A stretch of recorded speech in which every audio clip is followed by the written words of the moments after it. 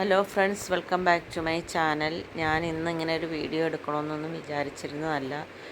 പെട്ടെന്ന് ഇതിങ്ങനെ വഴറ്റിക്കൊണ്ടിരുന്നപ്പോഴത്തേക്ക് ഇതിൻ്റെ ഒരു വീഡിയോ എടുക്കണമെന്ന് തോന്നി. അതുകൊണ്ടാണ് ഇതിൻ്റെ ആദ്യത്തെ ഭാഗങ്ങളൊന്നും കാണിക്കാൻ പറ്റാതിരുന്നത്.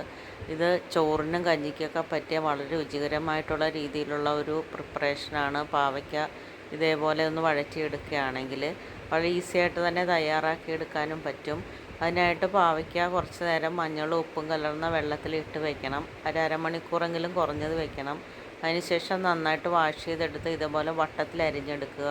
പിന്നെ നീളത്തിലരിഞ്ഞ സവോളയും ഒരല്പം മഞ്ഞൾപ്പൊടിയും ആവശ്യത്തിന് ഉപ്പും ചേർത്ത് നന്നായിട്ട് എണ്ണ ചൂടാക്കി അതിലേക്കിട്ട് നന്നായിട്ട് ആവി വരുന്നവരെ വഴറ്റണം. ആവി വന്നു കഴിയുമ്പോഴത്തേക്കും പിന്നെ ഒരു 10 മിനിറ്റ് മൂടി വയ്ക്കണം. മൂടി വെച്ച് വെന്തെന്ന് കണ്ടു കഴിഞ്ഞെന്നാൽ അങ്ങോട്ട് കുറച്ച് സെൻറ്ററിൽ നിന്നും പാവയ്ക്ക സൈഡിലേക്ക് മാറ്റി വെച്ചതിന് ശേഷം ഒരല്പം 2-3 തുള്ളി എണ്ണ ഒഴിച്ച് ഒരല്പം മുളക് പൊടി എരിവിന് ആവശ്യത്തിനുള്ള മുളക് പൊടിയും കൂടി ചേർത്ത് അതൊന്ന് മൂപ്പിച്ചെടുക്കുക. അതിന് ശേഷം അതിലേക്ക് പാവയ്ക്ക സൈഡിലേക്ക് കയറ്റി വെച്ചിരിക്കുന്ന പാവയ്ക്ക അതിലേക്ക് തന്നെ ഇട്ട് നന്നായിട്ടൊന്ന് മിക്സ് ചെയ്ത് ഒന്നും കൂടി വഴറ്റി നന്നായിട്ട് മുരിച്ച് വഴറ്റിയെടുക്കുക. നല്ല ടേസ്റ്റാണ്. നിങ്ങൾ ട്രൈ ചെയ്ത് നോക്കുക, എന്നിട്ട് അഭിപ്രായം പറയുക. അതുപോലെ തന്നെ വീഡിയോ ഇഷ്ടപ്പെടുകയാണെങ്കിൽ ലൈക്ക് ചെയ്യാനും ഷെയർ ചെയ്യാനും സബ്സ്ക്രൈബ് ചെയ്യാനും മറക്കരുത്. അടുത്ത എപ്പിസോഡിൽ വേറൊരു റെസിപ്പിയായി കാണാം.